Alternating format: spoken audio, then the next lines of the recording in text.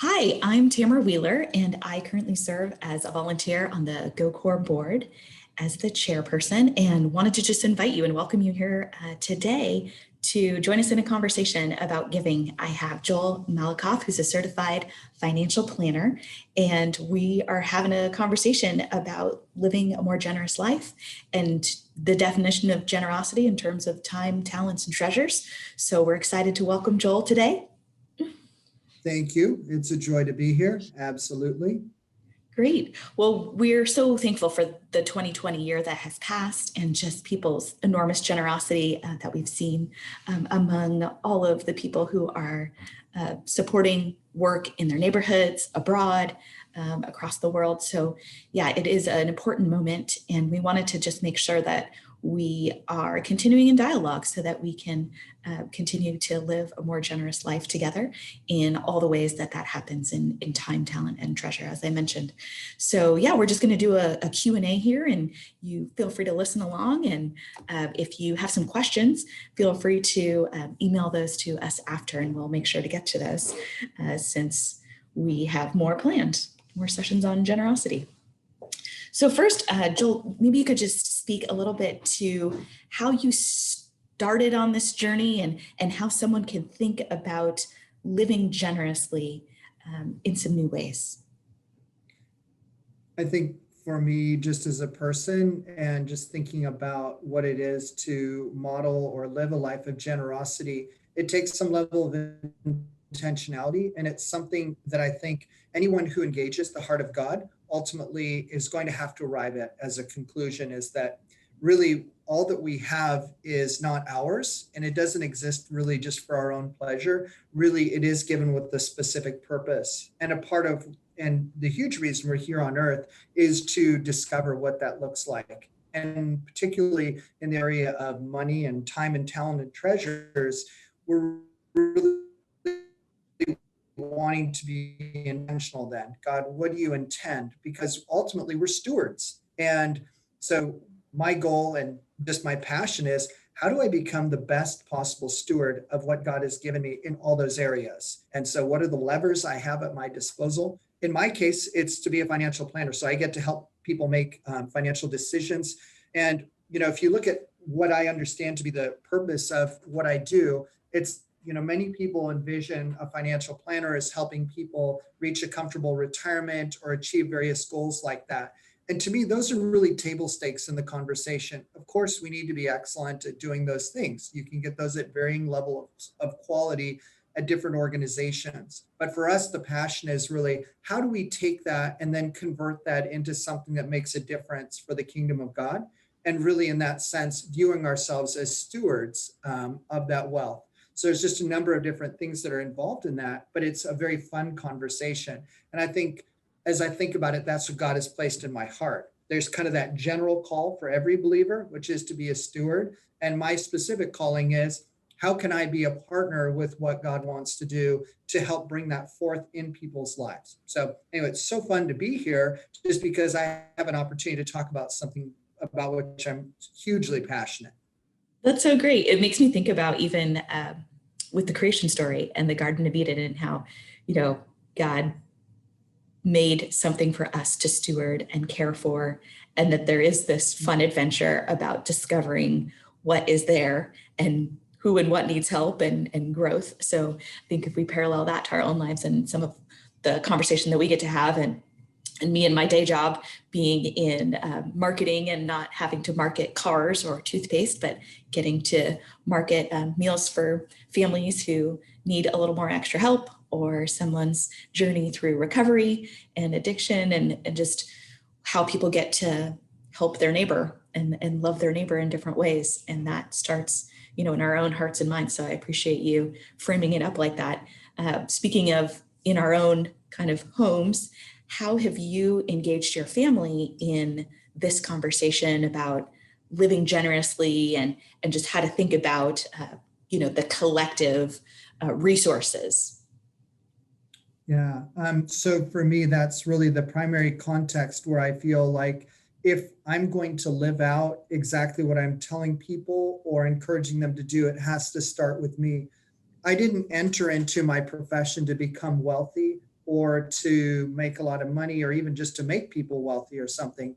I wanted to enter into it purposefully. I had intended to actually serve overseas doing international community development, which is communities in poverty, working with the economic strategies alongside people who would be doing more traditional medical related missions and also church planting and things. This is kind of like the economic arm of a community. That's what I studied for.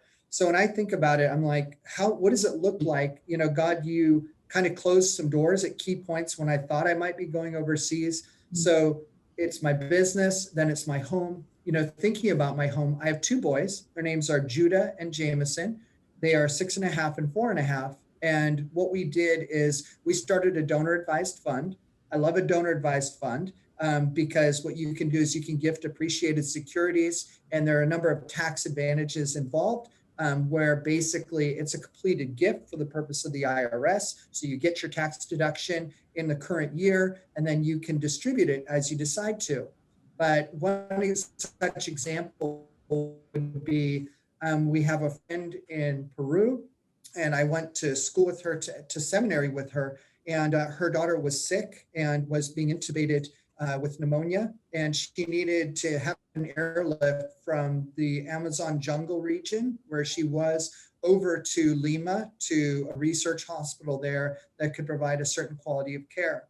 Well, I shared it with my boys, and I shared that there was a need, kind of with the idea, and I've told them, you are our advisory board now. So I should say that they are the advisory board for that donor advised fund. So I run by them major charitable decisions that we might make as a family. But I said, hey, you know, this little girl is sick. Would you like to help her out? And if you're willing to, then we'll go ahead and we'll match you from the family foundation or the family fund. And it was the first time my sons had ever broken open their piggy banks, as it were. My younger son, Jameson, has a Sharky bank that he broke open for the first time, or actually he uncorked it. And my older son, Judah, has a fire truck, and he uncorked it. And I have this great picture of the two boys shaking out the change and the money they had in order to be able to give to that. And literally, and I stuck to this. I took what they did, what they put out there, and I matched it 1,000x. And we're in a position to do that. And it was a huge blessing. So what they have now is they have a friend in the jungles of Peru that they can't wait to visit, because we've since then messaged and FaceTime. It's an amazing story because she ultimately got the airlift to to Lima. And so there wasn't a concern about the finances of this. She also was restored in her health, and she's a happy, healthy, lovely little girl as a result. And so these are the things for which we give thanks. But it came through allowing my sons to participate in that generosity. And even just, actually yesterday, I asked my sons, I came into contact with a nonprofit in the Wyoming Valley of Pennsylvania through some clients. And we're going to probably do some partnership there. But I just ran it by them. I said, there are boys and girls who do not have shoes and do not have jackets to go to school. And it's snowing. And we have a place up in Tahoe. So they're familiar with snow, even though I'm in the Bay Area and we don't get any snow here. But it's like, can you imagine like going up to the slopes or up to the mountains and having no jacket? That'd be so terrible, you know, and they can relate to that and kind of grab hold. Oh, wow. We get to be a part of giving jackets and giving boots or shoes to kids who don't have these things. So, I mean, I'm trying to instill that. I think also, and this is just a small anecdotal thing, depending on where you live, I find that people in my area tend to live in a bubble. And there is a sense for a lot of young kids about entitlement. And I think that's one of the things we deal with in terms of raising our children. We raise children with more access and more abundance than we've known in our childhood. And it's difficult. We're trying to teach them how to navigate life. And it's difficult where my parents said no because they really didn't have the money. I have to say no because it's not in line with our values and it's not who we are. And trying to make decisions that way. So what I'm trying to do is form the value around generosity with them by including them on these decisions to help create that bigger picture and bigger vision. Finally, and I would just say this, I didn't do this in a vacuum. my parents are amazing models. So it was a year ago, this last Christmas, they basically said, they sat everyone down. They were at the table, there would have been 11 people. And they basically said, hey, what we want to do is we want to say, have everyone choose a charity that is the charity that is closest to your heart. And we're, as a Christmas gift, going to give a certain amount of money to every single charity that's identified. So Merry Christmas. What we're going to do is we're going to give in that way. And those are just ways and family moments where you can, I think, help people to think more. In my son's cases, it's not about the Lego they're receiving and the latest set. It really is also, oh, wow, I'm able to give, whether it's to the girl in Peru, the kids in the Wyoming Valley, or it's maybe that it's Nana and Papa as they know them. Nana and Papa are giving us a choice of who we want to give some money to be helpful. It's just a part of what we do as a family. It just becomes kind of second nature. I think if we're honest with ourselves, so much of life is stuff that we metabolize from our culture. And it's so much of it is subtle in terms of its influence, in terms of our expectations. What I think we're trying to do is subtly create a culture or an influence. You know, they're going to be around all the other stuff all the time, but hopefully we can create some sort of traction in their hearts and in their lives and create space for God to be at work. Anyway, that's a couple of those little strategies that we're using. And it's just so fun because they love it. And like I said, they've made friends around the world that they haven't met in person, but they can't wait to go meet in person. When do we get to go see her, Daddy? Okay, you know, Judy, you'll probably be 9 at least, Jameson 7. So you got a couple more years, but I will take you to Peru and you will get to meet her and you'll get to hang out and spend time. I love the ways that your beautiful stories just speak to relationship. So not just of, sons and, brothers and sisters and sons and daughters and moms and dads, but really, and grandparents, but each individual, having a relational connection to someone else. And that is such a beautiful story of the one another's of life, and that how we get to bless and be in community with one another, even if we haven't met them yet. So thanks for sharing those stories. I remembered that my mom actually have a birthday coming up and I'm choosing a charity. So I remember I have to do my homework and figure out who should get some funds. I think that's the beauty of pandemic life and just realizing how much abundance there is and, how much we all have, even if there's difficulty, even if there's, unfortunate job loss and health considerations, but that we have each other and we have hope in a living God who wants to be part of our adventure. And so thank you again. I think those are great examples of ways that we can think about engaging our family units in a new and different way, possibly, and just with some creative adventuring when it comes to generosity. How would you say, what advice would you give people? I think everyone's in their mind, kind of, we're in this new year and 2020 is over and 2021 has come. For all of us who are thinking about, man, what do I want to accomplish this year? Or how should I enter, opportunity? And what are my hopes and dreams and wishes or intentions or keywords or scripture verse? Like what advice would you give to people about generosity and kind of living more generously or thinking about their time, their talent, and their treasures in particular ways? The thing about any time we start a new year or a new season is there's a desire to set out resolutions and things that we might aspire to in that year. I think the start of a new year like we have right now, it's a great time. If you're making resolutions in other areas, why not make some resolutions concerning how generous you want to be? This is to me a great thing. They talk about the power of declaration. If you were to sit down with people and say, I have an intent of being generous in this way, you're that much more likely to fulfill that in a year. All the studies show that, the power of declaration.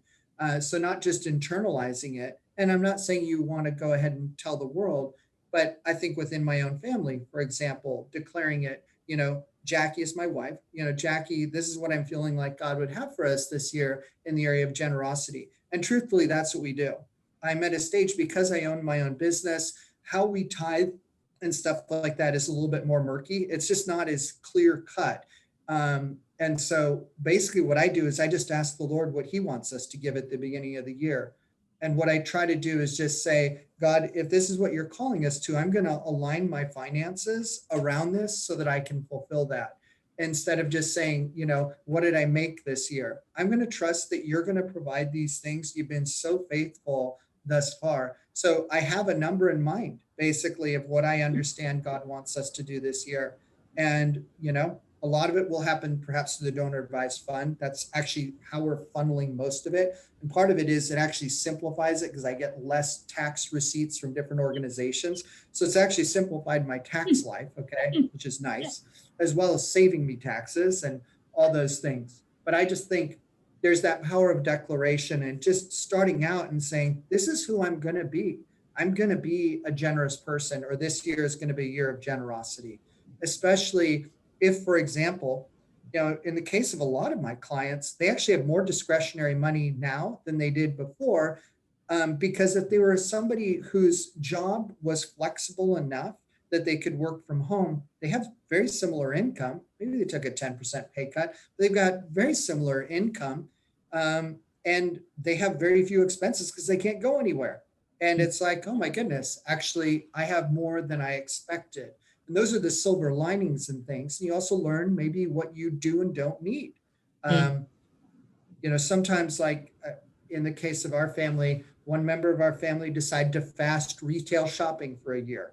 And it was a very cool thing because I see that the impact of that over time, that person is a little less likely to engage in retail therapy. And so that was one person's, and, so there's different ways in which I think we can even be creative. And this is the nature of who God is. I find that no two people's journeys are obviously the same.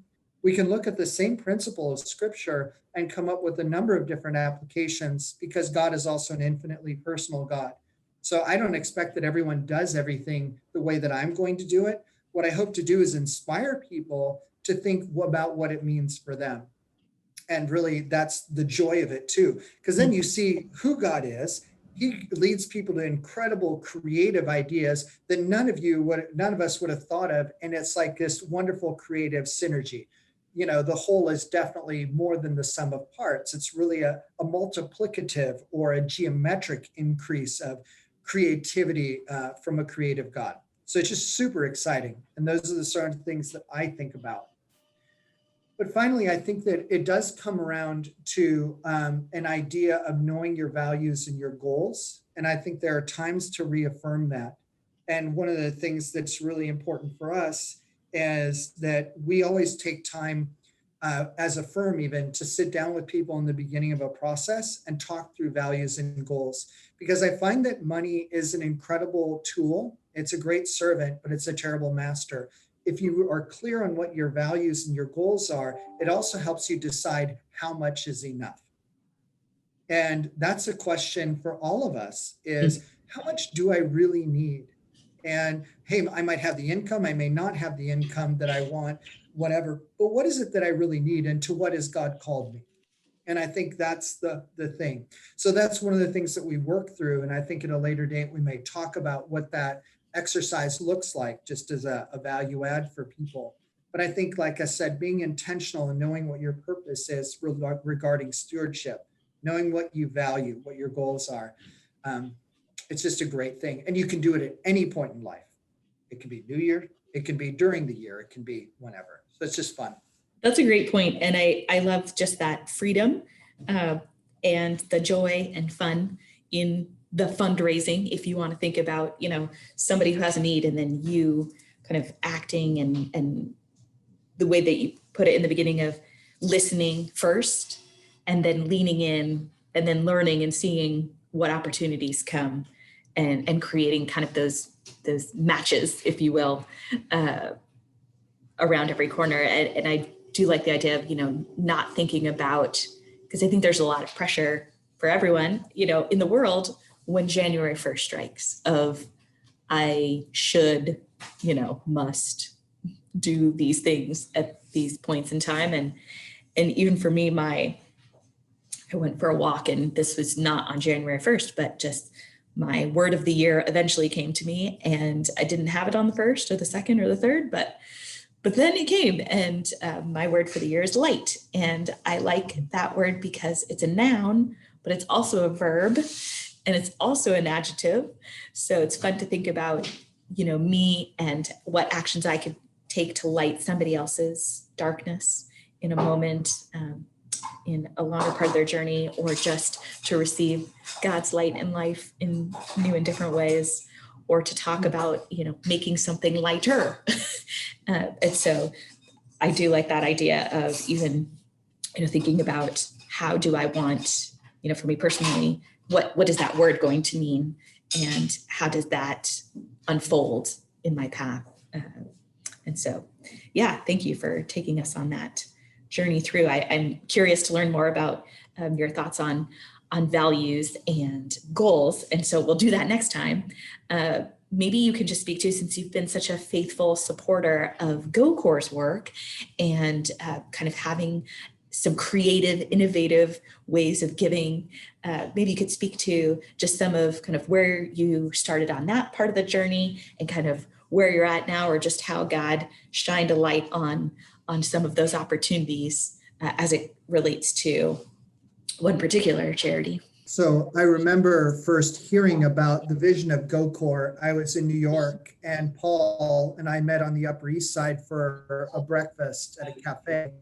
And so we were talking a little bit there, and he talked about something that was an innovative model. And where I'm coming from, because I'm in the San Francisco Bay Area near Silicon Valley, innovation drives everything. And really, to me, the purpose of business exists to remove barriers and provide people access to critical services or products to make their lives better. That's what I understand business to be, and that's why I love it. Now, that to me is business in a pure form. Of course, people can use it in ways that are not, I think, well aligned, but that to me is it at a pure level. So when I thought about it, I was like, this is great. So what we have is we have a model that streamlines a traditionally difficult process, which is the application process, the selection process of, hey, what ministry organization do I go with?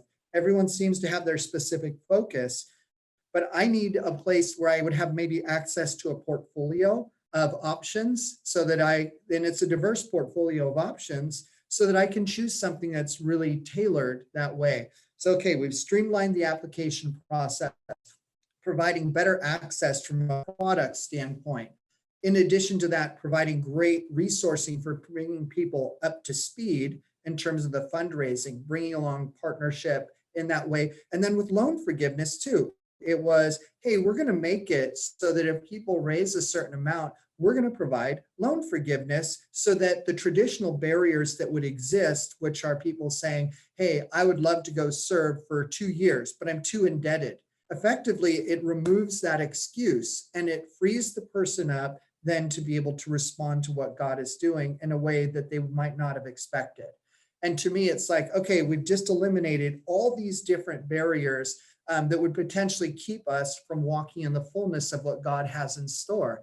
And to me, that's innovation. That's really what Silicon Valley is driven on. And with all these tech companies, to me, Paul could have very easily been a tech entrepreneur, but he's taking that sort of emphasis and he's applying that to the world of mission. And so whenever you're removing barriers, whenever you're making business or commerce or mission flow more efficiently, to me, you're participating in a work that reflects God's creative work. For me, that's the easy thing and the thing that I love about GoCore. So I get really excited about it because then I think, hey, someday my kids could also be accessing or going out potentially and serving for 2 years, which would be my heart for them. But with an organization that's got a clear track. My own personal story also is that I also got stuck in some of the red tape of some of the traditional processes, and those created some barriers and unnecessary friction that might have made it difficult for me to go away for 2 years, which was my intent. I'd come to work at this firm, our firm, for about 3 years. I was intending to go away for two. There just wasn't this sort of broad range of opportunities in a portfolio, as it were, for me to choose from. I had to choose one particular organization and really go the distance with them. And if things didn't work out as they needed to with that organization, I would have to completely restart the whole process. And I just didn't have the luxury of that sort of time. So anyway, on my, for me personally, that was a significant factor as well. So my own personal experience, the love of innovation, and yeah, to me, it makes for a perfect synergy in that regard. That's so great. Thank you for the ways that your energy, you could just feel it. And I love the parallel. I'm newer to the Bay Area, but just that idea of the making of something, and to think about how we can all make a more generous life, and how we have voice in that, even if we are listening and leaning in to what God has for us. And just this power of scalability is the other thing that I heard you speak to. And even in your, the example of someone who wanted to just shop a little less and maybe do something else because their values were more aligned with maybe giving a few more dollars away as opposed to owning a few more articles of clothing, that's such a tangible way to see scale and the pivot closer to living out what you set forth. This is what I believe, and this is what I hold true for where your heart is and all of that. That's so great. Thank you, Joel, for the ways that you've illuminated. I just was jotting notes myself even about how I could think about setting some of my giving goals, and the beauty of just this circle of giving, and how the blessings, it is a blessing to be a blessing, and getting to, be part of that journey, not just with ourselves and our maker, but together with others. So I think that's the beauty of having a conversation like this one, and what we'll get to do again, to have that discussion and that dialogue together, and the pondering and the considerations. I think you also mentioned that there was another smart tip, new since 2021 is here, of a tax tip for folks. Did you want to speak more to that, since you have more knowledge in that arena? Yeah, well, so one of the fun things too is that in giving, you can be very tax smart. Under the CARES Act, one of the things they did is they said couples that wouldn't traditionally be able to itemize, if they gave a gift to a charitable organization, that they would receive an above the line deduction. So it didn't require them to itemize. Well, they've extended that to tax year 2021. And so for even people who are saying, I'm not sure, I haven't really dove into this yet, but I'd like to at least dip my toe in the water. Think of it this way. You're going to also realize some tax savings, at least in the process. And it's up to, as I understand, $600 for a married couple, $300 per individual. And so the extension of that is super exciting to me, because like I said, it provides a great launching point for people. Now, I want to be very clear. I'm not a tax professional here. All right. I want to energize your relationships with your existing advisors. Okay. So if you have a tax professional, this is not intended to be blanket advice. It's hey, go check this out. Go see for yourself. Because in the process, you never know what you'll discover. And, this is the thing about influence. Tamara, you spoke about, you're thinking through these things, even as we have these conversations. Both of us are in a position where we clearly have a sphere of influence, and there's a very direct impact that we're able to have. But everyone can have an impact. It might even be the question you're asking your tax person. Your tax person, by saying, hey, tell me more about this deduction. Are people using this widely? Or could I be using it in this way? Or, hey, could I be gifting appreciated securities or something like that? Suddenly what you're going to do is you're going to actually get them researching it if they're not in that mode. And you start to plant that seed. And that's where the spirit can really come alive. In this one particular case with the Wyoming Valley example, it's actually that I was introduced to this person through clients, and this person, he works with the heiress of an estate. And it's not a state of huge proportion, it's decent, but it's the sort of thing in working together. I mentioned my passion. He sought me out to talk about his charity. And then I just said, hey, I don't care whether you work with me directly or not. I just feel like we want to give this amount to you just because that's who we are and what I feel like God would have us do. He was just blown away, completely blown away. And now he wants to do more. And it's like, it's just these subtle spheres. And I don't know, I wasn't intentionally reaching out to folks in, near Scranton, Pennsylvania, but that's how God works. And if what it does is it helps him be more effective too and energizes his journey, my gosh, that's the kingdom at work. And that's what we're really after. But anyway, all that from a tax tip, as it were, just these opportunities that exist. And by the way, I bring it up with my clients all the time. If somebody comes and meets with us, I mentioned there's an opportunity for this type of deduction if you're not even itemizing. I just think it's a very easy thing to do. So like I said, let it energize your conversations with your tax professionals or your financial planner, and let them help guide you in that, because you never know what God will do. I think that's beautiful. And just thinking about how, you can save money, and give more away, possibly, just in terms of, making more from less. And that idea that everyone can make an impact, I truly believe.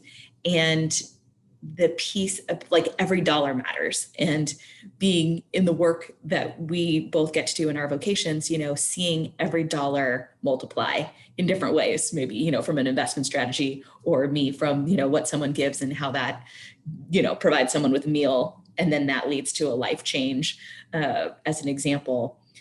And I also really appreciate where we started this little chat was just with a question, and the idea of asking God a question of what would you have me do, and with palms up for the time that I have, the resources that I have, and the skills that I've been granted, and asking that question, and asking ourselves that question of what are our desires, what are the desires of our hearts, and what would we have, and then to go out and seek where are their needs and where can we be useful. So yeah, I look forward to continuing our conversations and our question asking. And again, for everyone who's listening in, we'll be letting you know when we'll have that next chat about the values and goals, and even get to do some little writing prompts or some kind of worksheet so that we could actually take action right now, and get you closer to living out the values that you hold and living a more generous life at the same time. So thanks for being here. Thank you so much, Joel. It was really fun. Yeah, this has been a joy. And I just pray that God speaks to you all, and you're encouraged as a result of what you're seeing here. I'm a normal person, but I serve an amazing God, and he brings amazing things to light. So be blessed, and we look forward to additional inputs that we can have and value adds for your journey.